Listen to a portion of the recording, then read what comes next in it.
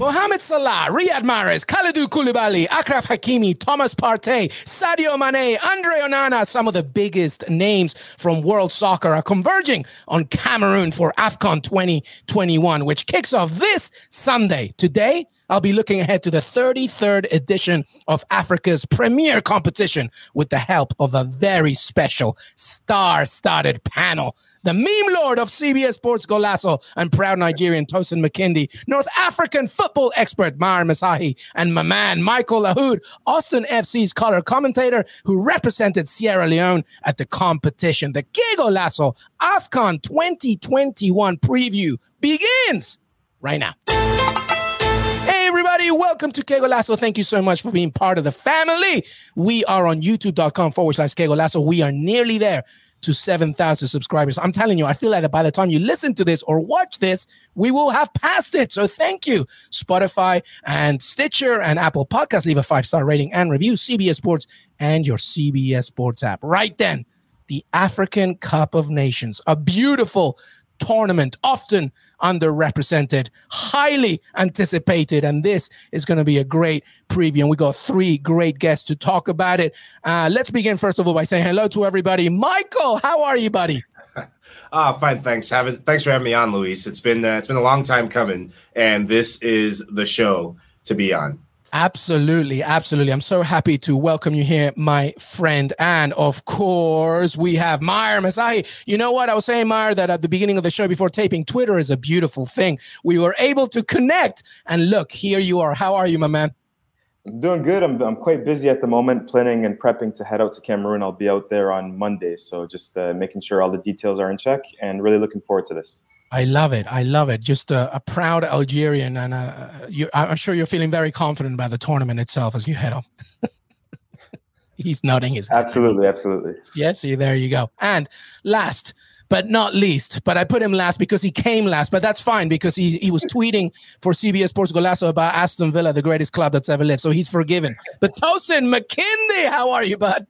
I'm good, man. I'm good. I cannot complain. It's good to be back on here earlier, so in the year, well, last year, so good to be back. I know, right? It feels like a long time ago, but it is good to have you back, brother. And this, everybody, is the African Cup of Nations 2021. And basically, this is what it's all about. We're going to give you the lowdown on what the tournament is all about, maybe some favorites, some upsets, some storylines to watch out for. And we have none other than a great cast. As I mentioned, Maher is a North African expert. Michael Lahoud, of course, aside from all the work that he has done, he has played in the tournament himself, representing Sierra Leone, and Tosin Makinde, of course, who's our very own CBS Sports African Cup of Nations expert as well as many other things. So we'll get straight into it. Let's talk about the tournament for a dummy perspective, Maher. Why, by the way, why is it called AFCON 2021?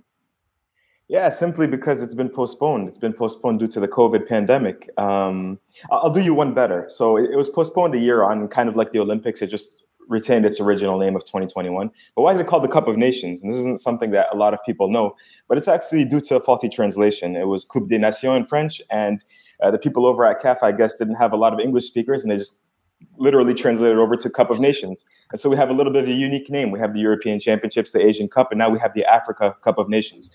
So it's going to be a tournament taking place in Cameroon from the 9th of January to the 6th of February. 24 teams. This is the second tournament where we're going to have 24 teams in its expanded format. We have 6 groups of 4, and the top 2 of each group will qualify to the next round. And also the 4 best third-place teams will make it on as well. So you can expect a lot of the heavyweights to make it into the knockout stages. And yeah, so it's a great tournament. You know, the cliches are you're going to see colorful fans. You're going to see sometimes poor pitches. You're going to see great goals. You're going to see a lot of intensity. But yeah, it's a tournament that I've fallen in love with. And my personal goal is to hopefully cover, 15, 16 of these tournaments by the time my journalism career is over. I love it. I love it. And what a great way to explain it and start things off. And by the way, everybody, obviously, I imagine, Maher, obviously, because a lot of people ask, why is it in January? Why isn't it in June and July? And I guess that's really because these people that are asking have never been to Africa in June or July, right? It's a weather thing. Yeah, by holding it in the wintertime, in January, February, you're really opening up, we can hold it like in 85% of the countries in Africa. If it was only in the summer, either because of temperature or because of, the climate, sometimes it's very wet, these wet seasons. And when it rains in Central Africa, it rains. I've been to Gabon before when it was that rainy season, and I was in an Airbnb that had a normal roof, but it felt like I had a tin roof over. That's how loud the rain was coming down. So like you could talk about flooding, and then you talk about the infrastructure. It's not easy to get from city to city. Really holding it in January is the solution for Africans. I understand it's not convenient for a lot of European football clubs or whatever the case may be, but this is the reason why we hold it in the winter. I love it. What a great way to explain it. Well, let's move on, because another part of all of this, by the way, Tosin, is how for so long, it's not recent, it's been forever, to be honest with you, there's always been a few certainties, right? Death taxes and non-Africans disrespecting AFCON, just asking all these silly questions. Oh my God, my team, my Premier League team's going to miss this player. My Serie A team's going to miss this player. So, what do you think do you think, first of all, that has gotten worse, or has it improved in recent years? I think it's definitely gotten worse. I feel now you realize like some of the best players in the world. I mean, Mohamed Salah is probably the best player in the world. And that's just is what it is. Are African now. Like some of the, like you look at, like, for example, Mets's whole entire team is going to AFCON. Literally the whole entire team is gone. So a lot of these clubs now starting to realize, like, I need these African players, and this is not convenient. So it's getting worse. So I think it's kind of sad that like AFCON has been going on longer than Euros, and it's still disrespected. So it's kind of sad. Yeah, I completely agree with that. I think the fact that it takes place in January, which is such a pivotal month, especially in the Premier League, which is the greatest league in the world. And until everyone goes back to La Liga, that's not changing. And that's not just because Aston Villa is in the Premier League now, Luis. So just wanted to set the record straight. But because it takes place in such a pivotal month in leagues around Europe, and two, because of the coverage and the lack thereof, I think you see respect waning. I feel like there was more coverage and better coverage of AFCON in years past, and now it's dwindled a bit. So the fact that we're talking about it on this show is something I'm very prideful of and proud of. And Liverpool, one of the best teams in the world, their attack is going to be thwarted significantly. And rather than fans having a lot of pride for these players of their national teams, there's a lot of, what's the word that's not going to get me kicked off air? There's a lot of frustration that you're going to be missing two of your star players for a team like Liverpool for about a month in what could derail your Premier League title hopes. Yeah, absolutely. Let's stick to that point, actually, and I'll come back to you, Tosin and Maher, please feel free to jump in. But regarding the Premier League, Watford have been a very interesting storyline here. Apparently, according to certain comments, bare fangs over Emmanuel Dennis, dragging heels over releasing Ismail Assar to Senegal as well. Do you feel like, I guess my question is, when you're an African fan and you're looking at these teams failing or not wanting to release certain players, what is the overall consensus, especially now during a pandemic, especially now economically, as Maher was saying at the top of the show, how financially it's an important tournament. It's not just because from an entertainment perspective. I mean, go ahead. I mean, I think for me, the biggest thing is it's disrespectful. I mean, I understand, like with Nigeria's situation, Emmanuel Dennis, that was very specific because Emmanuel Dennis and Grenna Rowe did not get along. So when they fired Grenna Rowe, it was like a whole different situation. But I still feel at the end of the day, the player said he wants to play for his country. And I understand that's Watford's best player right now in form, and they want to keep him because they want to stay up. But you have to respect what, that he wants to go to play for his country. I mean, Nigeria, I'm not going to get into it because we have our own issues with everything else, but Nigeria should have put their foot down, like, we want our player to play. But again, these are the things that, like, you deal with these clubs. And I just think it's funny that Nigeria has Trusted Kung there, and they let Trust go, but it didn't let Dennis go. So it's just like, what are we doing here? So right. Yeah, absolutely. And I think, like, with the Dennis situation, I mean, Nigeria gave Watford a leg to stand on simply because they submitted that request late. But I know, hearing from the grapevine, that the sporting director at Watford also put pressure on the two Moroccans, Imran Louza and Adam Messina, to not leave. And basically, he told them, if you guys go to this Cup of Nations, we're going to recruit people, in your position, and basically putting pressure on them that way. They still ended up going because Morocco are super strict about this, especially the coach, Vahid. So Watford put pressure on 4 players. They managed to retain Dennis, the two Moroccans that I talked about, and then you had Ismail Assar, the Senegalese forward who's been injured for a while, and he's expected to recover while this tournament is taking place. And what Senegal basically wanted to do was use him, at the beginning of the round of 16, the quarterfinals, when he's fully recovered. And Watford, pretty much, they're basically saying, no, we don't want to do that. We don't want to release him. And thankfully, Senegal were really, really entrenched in their position. They know he's a key player for them, opposite Sadio Mané. And they said, we're going to go at FIFA if you guys don't let him go. And thankfully, they managed to win that case over. And now Ismail Assar has joined the Senegalese team. As a former player who's experienced this type of backlash during his career, these are the stories that you don't hear enough of. It's so difficult to be an African player in this situation because, yes, you're grateful to extend your individual career with a Premier League team, especially a team that's struggling this year like Watford is. Watford are so dependent on these two players in particular. I know Sarr's been out, but when he's healthy, he was a breakout star for them last year in particular. So because of COVID, because of the long travel from Watford's perspective, you don't want one of your stars to go to Africa and potentially get COVID or potentially get injured worse in a tournament that's very physical. However, this is international football. If it was a European player, you'd let him go. This wouldn't even be a conversation between the club and the player. It's a prestigious tournament. So I think it's disrespectful to the player, to the national team, and to African football. But from a financial standpoint, I can understand the hesitation from the club itself. And looking at Watford's next run of games for the next month and a half, they're playing against some of the big boys, including including Manchester United. Sorry, I'm not gonna let you off the hook. Hey, we're Champions League winners, Michael Lahoud. Put some respect on our name, brother. True. Well, I'm getting the dust off. Well, I'm trying to get the dust off of United as well. Yeah, of course. But to your point, though, Michael, because you've played in this tournament, you know what it's like. In fact, I wish, Des Norris, we had an image of this. I wish Twitter was around when Michael Lahoud nutmegged Yaya Toure. Now, that to me would be, surely that's framed in your house somewhere, no? Yeah, well, it's framed in my mind. That Yaya Colo song, I was hoping they would put my name in there somewhere. I think I had amnesia for a couple seconds afterwards, and I think Yaya did too, because he looked at me like, who the is this guy? I love it. Well, let's move on. Let's talk about the hosts, Maher. Let's talk about Cameroon, okay? Because obviously, footballing aside, we'll get to in a second. Melissa Reddy had a very good article on The Independent today about saying, yes, obviously, Premier League teams should worry about the players that they're missing or whatever. But there is another story that's worth discussing, and it's obviously the fact that Cameroon is dealing with civil war. It's been going on for a while. Security is an issue.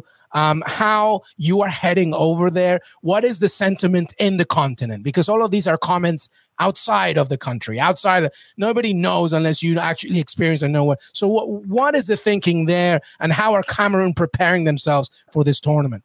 Yeah, so speaking to Cameroonian journalists and fans and people on the ground, they seem a little bit put off by how much of it has been made, especially in Europe and in the United States, but they're not denying that there is an issue. And this is a decolonization problem. The problem is Cameroon was part of the country was colonized by, England, part of it was colonized by France. Before that, it was even Germany. And basically when Cameroon gained independence, the whole country wasn't independent. There was a part that was independent, another part that wasn't. And they didn't really know how to fix this until 1972, like almost a decade after they initially gained independence, when they have what they call the Day of Unity, when the country sort of came together. But since then, there's been perceived discrimination against the Anglophone speaking community, which are in the southwest and the northwest of Cameroon. And since the last 3 or 4 years now, pretty much since Cameroon was awarded this tournament to host, there have been problems. Up to 3,000 people have been killed in this conflict. Much of it 3-4 years ago, 2017, 2018, 2019. But as recent as last Wednesday, there was an incident, an artisanal bomb that went off and 3 police officers were injured near the town of Limbe, which will be hosting, I believe, Group F, the group of Tunisia, Mali, Mauritania, etc. So it is an issue. However, it is an issue. However, it does seem to be slightly exaggerated. And the other problem is, look, it seems like any country that hosts this tournament, there's always going to be small issues. In 2019, it was about, in Egypt, they had terrorism issues in the Sinai region. You had a dictator in power. In 2017, in Gabon, Ali Bongo had just won an election where people had been killed protesting him going up to president. So, you know, eventually you can't find the perfect place to host this tournament, especially not in Africa where we have a lot of, you know, political problems. I think eventually enough money, enough security is going to be put in place to make sure everybody's safe. Well, let's hope so. Let's talk about the football perspective from Cameroon, Tosin, because the Lions have won AFCON 3 times since the turn of the century. Obviously, the talent has always been present, but this is their group, Burkina Faso and the great Bertrand Traore, Ethiopia and Cape Verde. How much of the chances do you give Cameroon? Can they win on home soil again? So I think they can. I mean, they're a very frustrating team. First of all, they robbed Nigeria in 2000, so I want to get that out the way. You guys robbed us in Lagos, so I'm gonna start there. Say it. But no, I mean, I think Cameroon are a very frustrating team to play against. You saw when they beat Ivory Coast 1-0. Ivory Coast was trying everything, and Cameroon just like, we're stronger than you, and there's nothing you're gonna do about that. And Ivory Coast was strong themselves. I mean, one of my favorite players that Cameroon has is Anguissa. I watched a lot of Napoli this season. Anguissa is phenomenal. That guy is something like, he's one of my favorite midfielders in the world. He's just really good. So they have the talent. It's just, can they get it together? I mean, they're a lot better than the World Cup 2014 when they hit, I'm sure everybody remembers Alex Song. So they've come a long way from that. So, you know, come a long way from that. So, and they haven't lost. Mandzukic in the back. Sorry, Tosin. Yeah. And they also haven't lost a competitive match since 1970s. So at home. So I mean, listen. You know, yeah, and the home advantage might be of benefit of them. We're gonna take a break, everybody. Before we do that, just some final thoughts on basically the anticipation of Cameroon hosting it. Michael, as a player, would you feel safe going there? Would you be, you know, because even if you are an African player and you've already played your trade in Europe for a long time, what do you think the mentality is going into this tournament?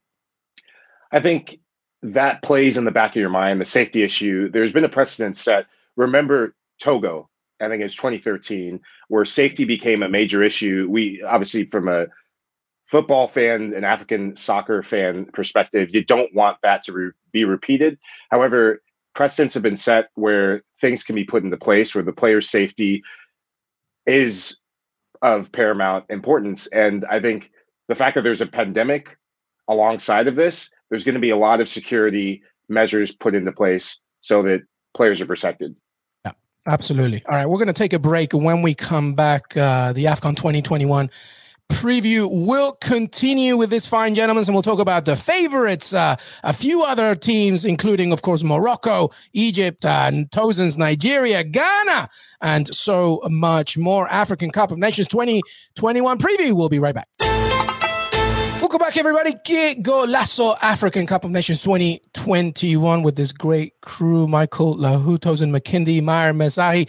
We are talking African Cup of Nations. Before we get going, let me just give you the favorites, okay? According to the bookmakers, obviously take it with a pinch of salt, but this is pretty much it. Senegal, a ridiculous team who have never won it, by the way. Algeria, Egypt, Ivory Coast, Morocco, Nigeria, Cameroon. So let's talk about those top two I just mentioned.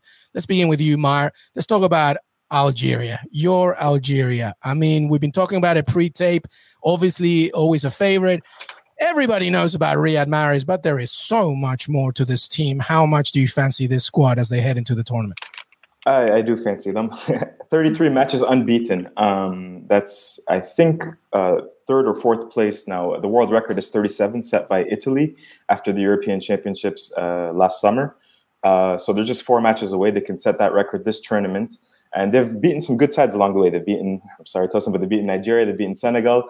They've beaten Colombia. They've tied Mexico. So they've beaten some very good sides. It's not like they've been fluking it against, third-rate teams. And it all really starts with the coach.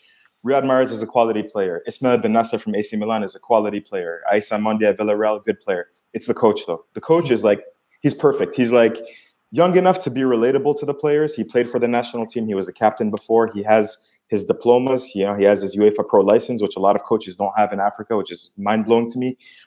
He is young enough, again, to relate to the players, but old enough to be seen as an authority figure.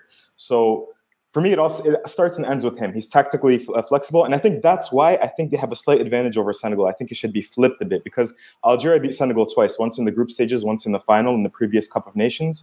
And Senegal, I don't know what the issue is. They have a mental block when it comes to finals. They've never won a Cup of Nations, and even at the youth level, at the under 20 level, they lost the 2019 Under 20 Cup of Nations. They lost the 2017 Under 20 Cup of Nations and the 2015 one, 3 in a row. And then they went to the final in the senior under 2019 Cup of Nations, and they lost that as well. So really, in Senegal, everybody's wondering, like, is there a problem? They're seriously talking about bringing sports psychologists, about bringing marabouts over to Cameroon to sort of help their players deal with this mental block of not winning a final. So I think Algeria has a slight edge. I mean, Senegal's super talented. I mean, you look at their midfield, right? Like they have Idrissa Gueye, Sarr, who just signed for Tottenham, who's on loan, and Metz. Papa Gueye. I mean, they got so many talented players. I mean, even up front, they got Sadio Mané, the Sarr that we mentioned, Keita Balde, who's finally like found himself playing for Calgary. Even Bamba Dieng, who plays at Marseille. They even got Edouard Mendy, one of the best goalkeepers out there. Yeah, if not the best goalkeeper. They even got Fodo Balde-Touré, so Koulibaly's there. So they have a super talented squad. It's just, can they get it right together? Can they do everything to the point where like they can finally reach a final? I mean, I love Aliou Cisse. I love him as a player. I love him as a coach. I think it's nice when you see an African coach from their country coaching their team, and he has the respect. It's just, can they finally get it together? That's all it is. And they have Sadio Mané, which is, you know, the biggest part of the answer is already there, right? Yeah. So, yeah. Well, we've seen this before, and it was in the form of Côte d'Ivoire, their golden generation. When you have players playing at such high levels throughout Europe, the expectation just goes through the roof. And the expectations in Africa, you think playing in Europe brings pressure? In Africa, as you know, Tosin, they will run you off the field and back to your mama's house if you don't win. And so there's this added pressure that these Senegalese players are feeling, and it messes with you when you get to a final. The expectation of, it's not just good enough to get to a final. You have to win it all year in and biannually. And Côte d'Ivoire, they won the tournament when they didn't have their best individuals, but they had their best team. And it was the other players, the supporting cast members who really stood up. And goalkeeping. In the African Cup of Nations, goalkeeping and the teams that have the best back lines, they tend to give themselves the best chance to win. Côte d'Ivoire, they finally had a back line that could support their star-studded attack. And then the goalkeeper has to come up with a whirlwind of a game and stand on his head in the latter stages of the tournament. And they have one of the best goalkeepers. I agree with you. Whoever said it, one of the best goalkeepers in the world, if not the best, Edouard Mendy, who happens to just play for a team I don't like, Chelsea. A game changer for sure, Edouard Mendy. But obviously, to your point, you need a full squad and, like Maher said, a well-managed team. And I was just reminding myself, you mentioned the Algerian manager there, Maher Djamel Belmadi, who played for Southampton. I remember that a while back. Yeah, a very gritty kind of player. And I'm sure that that's exactly what he's instilling in his Algerian squad. All right. Well, listen, the groups were Algeria, Ivory Coast, Equatorial Guinea, Sierra Leone. There, Michael Lahoud. Group B, Senegal, Malawi, Guinea, and Zimbabwe. Marvelous Nakamba in the house. All right. Let's move on here. Let's talk, Mara. I'll come back to you here. Morocco. We know Morocco has talent. It's been historically proven. They're in Group C. But, you know, there's always been issues with them. First of all, I really want to know, are they a better team than we think? And that, I guess, goes towards the question regarding why Coach Vahid Halilhodij, why did you omit Hakim Ziyech as well? Like, what's going on with Morocco? Okay, so something you should know about Coach Vahid. He's like a gritty Yugoslavian Civil War veteran. Doesn't take no nonsense from anybody. He actually he was protecting his home in Mostar in Bosnia. He had a Glock strapped to the back of his pants, and he went to sit down and he shot himself in the butt. And no, I'm dead serious. Dead serious. This is a true story.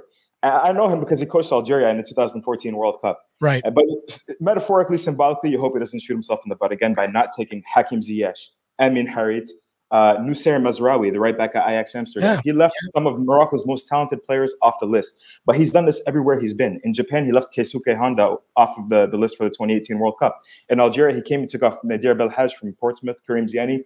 The established players, he took him off because he wants to be pilot, co-pilot, and air control tower manager as well. Vahid wants to be in total control. And as soon as Ziyech showed him a little bit of attitude, he was just looking for that moment to sort of chop his head off. So there's a lot of pressure on him because if Morocco don't come through here, he might be fired before the 2022 World Cup playoffs in March. Yeah. However, I do expect them to do well. Morocco only conceded 1 goal in the last calendar year. They've been defending as a team. They haven't been scoring too many goals, and I think that's really what's going to stop them. But in these knockout tournaments, you don't need to score so many goals. You need to make it to the knockout stages, defend well, and then maybe knock 1 goal in or make it to penalties, where they also have a very, very good goalkeeper, Yassine Bounou, who I think is the only goalkeeper to have more clean sheets than Edouard Mendy. So do away, please, with the stereotype that African goalkeepers are poor, because we're going to have 2 of the best in the world at this tournament. 100% preach. But this group is difficult, Tosin, because I'm looking at the Black Stars here in Ghana, a team that's very competitive. Obviously, we know again historically how good they are. One of my favorite midfielders has ever graced the Premier League, and Michael Essien as well. Talk to me about Ghana. So Ghanaians are gonna get mad at me, but Ghana's kind of fell off a little bit. Their talent level kind of gone down. I mean, now you're starting to see a couple more younger players come up. One of my favorite players in the whole entire tournament is Kamaldeen Soumana. I think Kamaldeen is. Listen, I saw this kid play, and I was like, he's it. So Rennes has himself for starting him. I like Kamaldeen a lot. The opposite of unserious, Tosin. Yeah, he's very serious. He's very serious. But then they still call the Ayewu brothers. Obviously. Thomas Partey's there, but I just don't think Ghana can make it that far. But then again, this is AFCON. Ghana could just go on a mad run and just end up winning it. So can they get out of the group though? That's the pretty much step 100%. 1, right? Yeah. Ghana will get out the group. Yeah, okay. Ghana will be fine. They'll get out the group. But it's just like, Mohamed Kudus, he's not going to the tournament, which is a major loss for them. Super talented player from Ajax, so it sucks for them. But we'll see. We'll see what Ghana will do. But I really, like I said, Kamaldeen is the one for me. Every time I look at their squad, I'm just like, he's the one. Like I like that kid a lot. Well, I like it. And this is another group as well that has more storylines because Michael, Gabon is here. And obviously, the squad aside, their objectives aside, this, I imagine, Michael, is a massive opportunity for Pierre-Emerick Aubameyang to kind of retell his story in 2022 because it's not really been going his way. They'll be led by the former Arsenal captain and soon-to-be former Arsenal player if he keeps doing what he's doing right at the Emirates. But as he goes, this team goes. And in previous AFCON tournaments, that doesn't bode well. They don't tend to play well in this tournament. I think it is probably because of the weight of his Premier League responsibilities that then he's expected to go and be the savior of Gabon. In the AFCON tournament, one player does not win you the trophy. It's the best teams. And so he needs the supporting cast to step up. But he'll be highly motivated, as you said, because this is his dress rehearsal, not just for Gabon, but for a new contract. Yeah, it's an audition for his career. It's an audition, 100%. This is redemption. This is a redemption song for him. So he'll be highly motivated, but he'll need to be a team player, not just a superstar, for Gabon to have even a chance of getting a win in this tough group. Yeah, it is a tough group, but I can't go without mentioning Comoros, by the way. Their debut in the tournament, the volcanic country, by the way, the population of, I think, the financial district in New York City. They are tiny, and they are in this tournament, so should be fun to watch them. Maher, do you have any fun facts about Comoros, by the way? It's going to be, I like it when it's debut teams, especially I bet you that some have never even heard of coming into the tournament. Okay, here's $10 to anybody can tell me. Not you, Tosin, I don't trust you. What is a coelacanth? That's their mascot name. That's their name. What is a coelacanth? I have no idea. Yeah, a prehistoric fish found off of the coast of the Comoros. Oh my God. Okay, Maher, now that you've told me that, I want them to win the whole thing. That is an amazing mascot, and they better at least get out of the group. That's incredible. Yeah, and the cool thing about Comoros is that they have a huge diaspora in southern France, especially in Marseille. They have 100,000 Comorians there. And if you look at their side, just go on Wikipedia and sort of click on their players and look at where they're born. You're going to see Marseille, Marseille, Marseille. At least half the side is born there. And so they've come up with like sound footballing education, like they play in the lower leagues in France, but tactically they're going to be good. And they push a lot of sides very, very closely recently in the last over the last few years in World Cup qualifying. They pushed Morocco, they pushed Cameroon to draws and close losses. So I expect them to put up a good fight, but I don't expect them to get out of the group. Oh man, but that prehistoric fish, I want a shirt with that on it. It's amazing. All right, let's talk about Group D before we go to Egypt, because obviously Mohamed Salah, Trezeguet, from my perspective, I want to talk about the Super Eagles, because Nigeria is basically Tosin, the Brazilian telenovela that everybody expects them to be. It's just so many storylines from left, right, and center. Injuries aside, health issues due to the pandemic aside, there are so many things that are going on. Where do we begin with Nigeria, Tosin Makinde? We don't. I mean, literally, as we're recording right now, like, we just had a player, basically, like, according to the media back home, Gallo can't go to the World Cup. To the AFCON as we're recording this live. So like this is happening as we're speaking. He posted his Instagram, like basically like God has his battles and this and that, like just cryptic messages. Never a dull moment. Yeah. So we literally before the tournament, we not only were like the last team to put out our entire team, we've also made 5 changes to our team since then. So, so the key changes, by the way, just so we had a little bit more context here. The manager Roar sacked. José Peseiro appointed, but interim manager Agustín Eguavoen is at the helm for this tournament. We talked about Dennis Emmanuel, of course. Victor Osimhen, that's a big storyline there, Tosin. What's going on with him? Because presumably he was going to recuperate for the tournament, but what's going on? Basically, he broke his face. I had to watch that game. Literally, yeah, literally broke his face. I was watching that game live, and I was like, yeah, no, he's done. Caught COVID, so that's a double whammy. He's out. Aaron Udenis is out. Shehu is out, who's like our utility man. Leon Balogun is out. And yeah, but Osimhen's decision though was because technically he would have been fit, but he kind of said, "Look, I'd rather focus on the World Cup qualifiers than the tournament." As a Nigerian, do you like that, or do you wish that it was one or the other? It is what it is. I mean, I think Nigeria, and this is not even to like because I'm Nigerian. I think Nigeria, talent-wise, we have probably the best attacking players in the world. It's not even remotely close to the amount of talent that we have up front. Yeah. It's just, do we put those pieces together in the right place? Like, I'm a big fan of Taiwo Awoniyi. I remember watching him in the Youth World Cup. He was in the same team as Kelechi Iheanacho, by the way, and Uzo, who's our goalkeeper. So we're finally starting to get the younger players who played in the youth tournaments together. So I think Nigeria has enough talent to like bypass the miss of Osimhen and Dennis. It's just, are we going to put the pieces together? Are we going to actually get it right? So that's where I stand with Not only do they have to get it right, Maher, but they have to get it right in a group where they include Sudan, Guinea-Bissau, but also Egypt. Mohamed Salah's Egypt. Talk to me about Egypt. Yeah, just a quick word on the other teams first. With all due respect to the people of Sudan, might be the worst team in the tournament. It's over. Just killing the numbers. Yeah. Guinea-Bissau actually might be a team to look out for. They have some experience now at this tournament. They were debutants in 2017, but players like Alpha Semedo, Frederick Mendy could be useful additions. They could put up a small fight like Comoros, but I don't expect them to make it through. Egypt. Okay, interesting.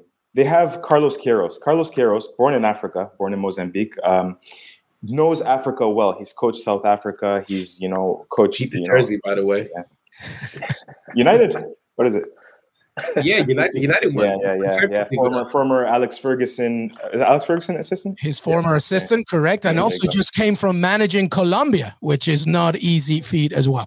Yeah. Algeria beat him when he was managing Colombia. That's right. He knows the continent very well. He does his homework. They're super prepped. And he's doing a great job with Egypt so far. Egypt, though, it's weird because they've got a lot of new players. So they'll be obviously relying on Mohamed Salah. He's probably the best player in the tournament, probably the best player in the world at the moment. But they also have a striker at Galatasaray, Mustafa Mohamed, who's really, really good. And they also have on the left wing this live wire, this kid that popped out of nowhere. His name is Omar Marmoush. He's playing at Stuttgart in the Bundesliga. Got voted Rookie of the Month, I think, back in September in the Bundesliga. Very, very crucial goals in FIFA World Cup qualifying against the likes of Libya and the North African derby. So I really like their front line. I worry a little bit about their defensive midfield. They left Tariq Hamid at home. He's a little bit of an emotional leader. And Amar Souleya and these players are getting kind of old. So I worry a little bit about the defensive midfield and their back line. I'm afraid they could concede a few goals. So Egypt will be strong, but I don't consider them favorites. Yeah, Egypt Nigeria first game is like literally the most perfect way to start off. Before we move on, I just want to say Nigeria's midfield is lacking a lot, and that's the one thing that bothers me a lot. But I mean, I really trust Ndidi and Onyenka together. I think those two are just that. I mean, we've seen what they do in the Premier League. Onyenka's come and taken to Brentford like fish to water. So he's done really well. So I'm just glad that Igalo's probably not coming. I know I shouldn't be biased like that, but I'm just super happy he's not coming. So that's all I want to say. I don't know what you put in your coffee this morning, and this is typical Nigeria fandom. You guys are the Super Eagles. Look at your group. I'm picking you guys to go first in this group. Are you kidding me? It's a combination of Tosin being Nigerian and Tosin being Tosin. He's No, this is all my Nigerian friends. Sometimes I want to grab you and say, don't take the fact that you're Nigeria and you qualify for most Cup of Nations for granted. Look at the fact that you're in a group where you can build. In this tournament, the teams that are the favorites, they usually do not win. Look at the team that we're talking about at the start of this. Egypt won. They've won the most, 7 Cup of Nations in history, and they did not have the most star-studded teams, but they had teams that built and grew in confidence. Yeah, it's a marathon, not a sprint. Yeah, that's right. Yeah, to be a team that wins this tournament, you have to find yourself, and in an international tournament, you have to find yourself along the way. So Nigeria, this is a perfect group. To build confidence, to squash some of the drama. There's always drama for teams like Nigeria and some of the favorites coming into a tournament like this. So I like their chances to grow. And their attacking players have to figure out the chemistry early on and put some of the drama behind them. And it's always this is the team that's there. It's always a two-story situation in any tournament. Copa America, the World Cup, it's get out of the group and then sort of revitalize yourself for the knockout stages. I wonder how much tougher that is in the African Cup of Nations, because that obviously adds so much drama regarding to not just your, flow within the group stages, but also what you do coming up. All right, let's do predictions then, because we've talked a lot about this. So let's do the fun part now. We're going to do a few predictions, everybody, about a few certain subjects. So I'm going to go around the circle. Listen, when I do these predictions, okay, I want you to tell me, but you don't need to give me an essay. I just want you to feel strong. Imagine you're giving me an elevator pitch if you're selling me a movie, okay? So I'm going to ask you, I'm going to do a prediction. You tell me, you give me a quick sentence why, and then we move on. All right? Don't try and over-justify your prediction. That's the fun thing of everything. So let's begin. Let's go with the obvious one. Who is winning the African Cup of Nations? Michael, let's go with you. Oof. Maher, you are going to love me for this or hate me. It's not going to be the Foxes in the boxes this year. It's not going to be Algeria. I think this really could be Senegal's year. They have so many players peaking at the right times in their career. Sadio Mané, he just came off scoring against Chelsea. He is number 2 for Liverpool alongside Mohamed Salah, but he is a player that could single-handedly change a game. If he doesn't score a goal and saves up his 1 goal for the tournament in the final, then Senegal will win. So Senegal is my pick. I love it. Maher, talk to me. I'm going to take Cameroon. I think Algeria not as hungry as they were in 2019. I think Cameroon at home, I think they're going to be highly motivated. Samuel Eto'o is new federation president. He puts a lot of positive momentum into the whole entire footballing pyramid from top to bottom. And honestly, I like Ngisa, like Tosin was talking about. I like Vincent Aboubakar. He's a captain with a lot of experience. He scored in the AFCON final before. So I think Cameroon have enough quality to take it home. I'm never going to bet against Nigeria, so we're winning it. Yes, Tosin. Are you serious? Never, ever. I love it. I love it. That's how I like it. All right, let's move on to the next one. Obviously, we've talked a lot about the offensive firepower throughout the tournament. Who, in your opinion, is your top goal scorer? Tosin, right back to you. Sebastian Haller, straight up off the bat. He has 10 Champions League goals. That's really all I got to say. Yeah, he has 10 Champions League goals. Yeah, he just took mine, so I'll take another one. I'll go with here's one that's a little bit off the cuff. European football fans might not know. Baghdad Bounedjah, Algeria's number 9, playing his football in Qatar. He has an obscene amount of goals in Qatari league. He's way better than the Qatari league, and he has really good chemistry with Algeria's front line. So I think he could bang in 4 or 5 goals. I love it.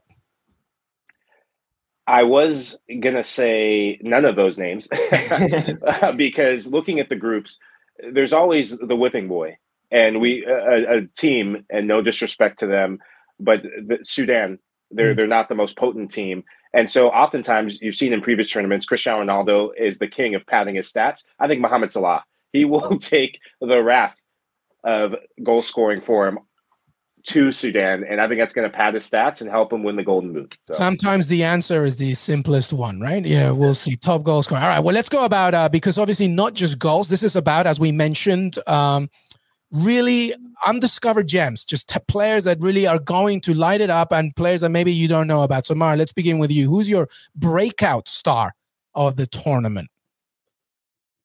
Ghana have a bunch here. I like Kamaldeen Suleiman, who Tosin talked about. Kudus, unfortunately, is not here. He could have been one of those as well. So how about this? Idris Ubaba, a defensive midfielder from Ghana. He's playing his football in Spain at the moment. An obscene number of tackles and interceptions. I think maybe one of the most, one of the players that can really break out in defensive midfield. The only player that I think might shine more than him if he gets playing time is Ibrahim Sangare. Love it. Love it. Michael, who do you think? I'm going to go off the beaten path. It's a player from Bertrand Traore's own Burkina Faso. Say Traore, but you can't say. I can. I've been dogging on Aston Villa all show. I can't. But it's a defender, and I think he's a guy that so many people throughout Europe are talking about. He plays for Bayer Leverkusen, and it's Tepsoba. He is a smooth operator out of the back. And Burkina Faso is a team that I think is going to make some noise. I picked them to get out of the group and to qualify for the next round. Wow. He can hit the diagonal. It's almost like having a defensive midfielder in your ranks, and he is a star in the making. Love it. There's a lot of teams that have great midfielders. I mean, I love Sangare from Ivory Coast. Mali, probably to me, has the best midfield. Gambia has a really good midfielder that I really like as well. Tunisia have Hannibal Mejri, but I'm going to go, again, a homer pick. I'm going to go with Ejuke. I think Eguavon plays and wants to play in Nigeria like the old 90s Nigeria, the 80s Nigeria. And Ejuke literally is like one of those players who, when you watch him dribble, the ball doesn't, you can't get the ball off his feet. And what he wants him to do is he kind of wants to play on the left wing as a 10. So coach believes in him. He's name dropped him a million times. I feel like Ejuke has the confidence from the coach, and you're going to finally see like a Nigerian player can actually dribble. And Ahmed Musa won't play, so I'm happy about that. So I love it. A Nigerian who can finally dribble. I'm thinking about somebody with two names who is basically one of my heroes growing up. Yeah, that's right. Me and Jonathan Johnson always talk about him. All right, let's talk about the biggest upset. Obviously, there's going to be teams, as we mentioned already. Michael mentioned Burkina Faso, that maybe they will get out of the group. Maybe not so much of an upset as other storylines that could perhaps come into play. Tosin, let's go with you first. Who is the biggest upset here, in your opinion, from the tournament? I think, it's not really an upset. I already said Ghana's not going to do too well. I think Senegal is going to disappoint again. I generally feel like Senegal have these ghosts in them, and I just don't feel like, I feel like eventually Senegal is going to get to the knockout stages and go like, what happened to Senegal? So I don't want it to happen, but I feel like that would probably be the biggest shock to be Senegal. Because the disappointment for Senegal is at the very least get to the semifinals, correct? So if they don't get there, it's already a disappointment. It's an upset. Yeah. Okay. So Maher, who do you think? What's your biggest upset? I agree with Tosin. Senegal are gonna do poorly. But how about this? Gabon are gonna lose all 3 matches, including they're gonna lose to the Comoros Islands. And Aubameyang is going to leave at halftime. I don't care. Aubameyang, he's one of those, like sometimes you have these superstar players in smaller nations, like Adebayor. At Togo, you have Aubameyang, in Gabon. And they're so big that they can actually literally call the president and tell him what to do. And that's happened before with Aubameyang. I don't think they have what it takes. They have the same, if you look at their squad, they practically have the same squad from the 2012, 2015 African Cup of Nations sides. And, what's the definition of insanity again? Doing the same thing with the same people. It's not going to work out. They're going to lose all 3 matches and go home. Oh, wow. Great call. Michael. I've been waiting for this question. I am donning the kit of the biggest upset. You heard it here first, and I'm going to tell you why. Yes, land that we love, our Sierra Leone, baby. Kiss the badge. Oh, I love it. I'm calling a big upset. Sierra Leone against Côte d'Ivoire. Whoa! We're gonna I'm pinning this one. Pin it on Pinterest, if you will. The Leon Stars, one team that they play well over time, and the results have shown, is Cote d'Ivoire. They've faced them, I don't know how many times in the last 5 years or so, and they've gotten results against them. Going to Abidjan, getting results. And now they're going to turn the tide because of the additions of the likes of a Steven Coker to be a stopgap in that back line. That's a big addition. I wish we could bring all of the Sierra Leone English-born connections. The Saloba brothers, hey, there's still time. You know, we can talk to FIFA, CAF. We'll make an amendment. But Leon Stars, they're going to get a result against Cote d'Ivoire. That is my upset. I love it. My player is Sule Kai. That's one of my brother's actual friends. So yeah, big shout out to Sule Kai. All right, you have personal interest. I like it. I like it. And we have wrapped it all up. The African Cup of Nations preview. So much fun. Before we say goodbye, I want some final thoughts from the three of you on anything regarding the tournament. It's been an absolute pleasure. Maher, Mezahi, Tosin Makinde, and Michael Lahoud, thank you so much. Maher, talk to me. What's your final thoughts before we say goodbye? Yeah, I just hope we have a good tournament. Everybody should tune in because you're going to find some fantastic players with some really good potential. You're always going to see great goals, and you're going to learn a lot about geography as well. So I think you should definitely tune in. And the matches are going to be televised all across Sky Sports, 52 matches, 10 matches for the BBC. So it's going to be accessible more than previous editions. Tune in and join the fun. Yeah, just exactly what he said. Like, it's going to be a fun tournament. It's going to be in sports if you're in America. But again, like, this is a tournament where we watch it every 2 years. We know what it's about. But for people who aren't watching it, you're literally going to have so much fun because you don't know what you're going to expect. You don't know what haircut you're going to see. You don't see what goalkeeper's going to do. You have countries scared of black magic. You already have Egypt saying that Nigeria's going to use juju on them. So you don't know what you're going to expect. And this is literally starts on Sunday, and it's going to be just hectic. So I'm very excited. One of the things I'm so proud of soccer in this country, especially in the States, is the growing nature of the game. And if you're new to the game, this is a great tournament to get educated on the world's game, because this tournament is for the people of the world, and especially to spotlight Africa. When you turn on the TV in the mornings and you see Watford on, and you don't know who half the players are because they're not Cristiano Ronaldo, this is a great chance to get educated on the rest of international football, because a lot of these players, they're going to be stars in the making. They're going to be on your favorite teams, whether you're an Aston Villa fan, a United fan, whatever your team is. So great chance to get educated and to really grow your passion for the beautiful game. So I'm looking forward to it. And I mean, this has been decades in the making to see my home country, Sierra Leone. So there's a lot of pride, and I know my family and I couldn't be happier just to be putting on the kit to support the Leon Stars. I love it. I love it so much. And this has been a fantastic preview. Tosin Makinde, Maher, Mezahi, and Michael. Who do I think is going to win? I'm going with your Algeria. I just think sometimes I think the pudding is too sweet sometimes. I think they're just too damn. When you don't have to rely just on Riyad Mahrez, there's a problem. So I'm going with Algeria for sure. Absolutely. But hey, but by the way, my second team, Comoros on their prehistoric fish. I love it. That's what I'm going for. But I want to thank all three for this amazing, amazing preview. African Cup of Nations. Michael Lahoud, Tosin Makinde, Maher, Mezahi. You guys have been amazing. Have a fantastic, fantastic tournament. Thank you for watching Qué Golazo and listening Qué Golazo Pod on YouTube, on Twitter, as well as Spotify, Stitcher, Apple Podcasts. Leave a 5-star rating and review. Enjoy the tournament. And just like Michael said, celebrate African football. We'll see you next time.